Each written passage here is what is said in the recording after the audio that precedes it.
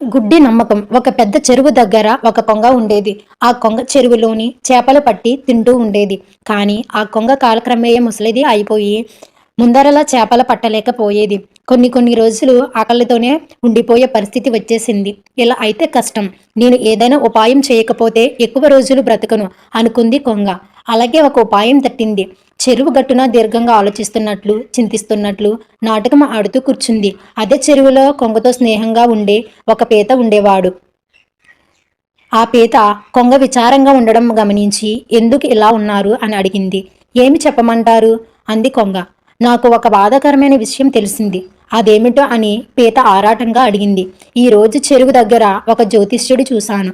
ఆయన ఈ ప్రాంతంలో 12 సంవత్సరంలో వర్షం పడదని చెప్పారు. ఆ చెరువు ఎండిపోతుంది. మన అందరం పోతాము. నాకు నా గురించి బెంగ లేదు. నేను ఎలైనా ముసలదాన్ని అయిపోయాను. కానీ మీరందరూ ఇంకా చిన్నవాళ్ళు. మిమ్మల్ని తలుచుకుంటే దుఃఖంగా ఉంది అంది కొంగ. పీత వెళ్లి విషయం చేపలకు చెప్పాడు. చేపలన్నీ ఏడవడం మొదలుపెట్టాయి. అయ్యో ఎలాగా మనందరం చచ్చిపోతామే. పక్క ప్రాంతంలో ఒక పెద్ద చెరువు ఉంది. కావాలంటే నేను మిమ్మల్ని అందరినీ ఒక్కొక్కటిగా తీసుకుని వెళ్తాను అంది కొంగ ప్రస్తావించింది. వెంటనే అన్ని చేపలు ఏడుపు ఆపి సంతోషంగా కొంగ సహాయాన్ని ఒప్పుకున్నాయి. అలా రోజు కొంగ ఒక చేపని పక్షి ముక్కులో పెట్టుకుని ఎగిరిపోయేది. కానీ వేరే చెరువు దగ్గరికి కాదు. కొంత దూరం కొన్ని బండల దగ్గరకు ఆగి చేపను చంపి తినేసేది. సాయంత్రానికి అలసిపోయినట్లు నాటకం ఆడుతూ మళ్ళీ ఇంటికి చేరేది. ఇలా కొన్ని రోజులు గడిచాయి. ఒక పీత రోజు నన్ను తీసుకుని వెళ్ళవా, నాకు ప్రాణం కాపాడుకునే అవకాశం వస్తుంది అని కొంగ ప్రాధేయపడ్డాడు. కొంగ రోజు చేపలు తిని బోరు కొడుతుంది. ఈ రోజు పీతను తినొచ్చు అనుకుని దాని ముందే ఇవాళ నిన్ను తీసుకుని వెళతాను అంది. కానీ పీత చాలా పెద్దదిగా ఉన్నాడు. కొంగ ముక్కిలోకి పట్టడు. అందుకే పీత కొంగ వైపు మీద కూర్చున్నాడు. ఇద్దరు ప్రయాణం మొదట పెట్టారు. కొంతసేపటికి పీతకి ఆయాసం పట్టలేక ఇంకా ఎంత దూరం అని అడిగాడు.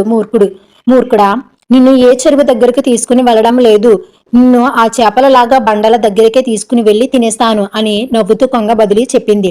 పీతకి పిచ్చ కోపం వచ్చింది. గట్టిగా కొంగ మెడను పజాలంతోని పట్టుకుని పీక నొక్కి చంపేశాడు.